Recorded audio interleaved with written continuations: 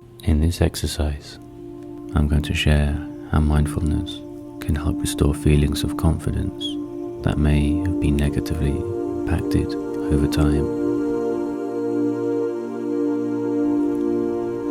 Many survivors of very difficult circumstances will get to this stage in this mindfulness path with an even stronger sense of themselves and a deeper appreciation for their own resourcefulness.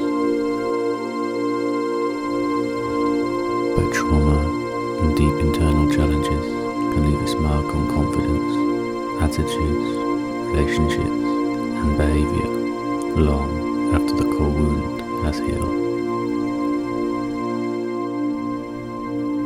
Mindfulness practices can help you feel more confidence in yourself, restoring you to your own original authenticity. Over time, you may have developed a tendency to over-monitor everything in your experience, looking out for signs of danger, harm, or anything unpleasant. Of course, it's healthy to look out for danger, but it can be unhealthy if we're not balancing it out. By remembering that 99% of the time we're actually okay in each present moment.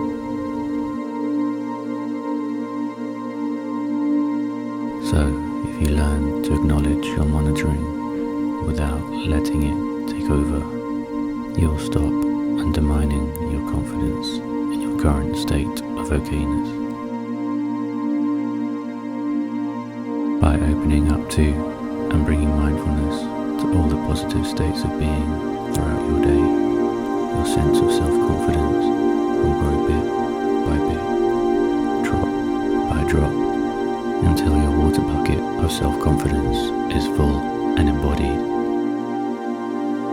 The more you open up to your sense of being okay in this moment by moment, the more your nervous system will relax, the more embodied you will feel, and the more internal resources you will have that are available to you.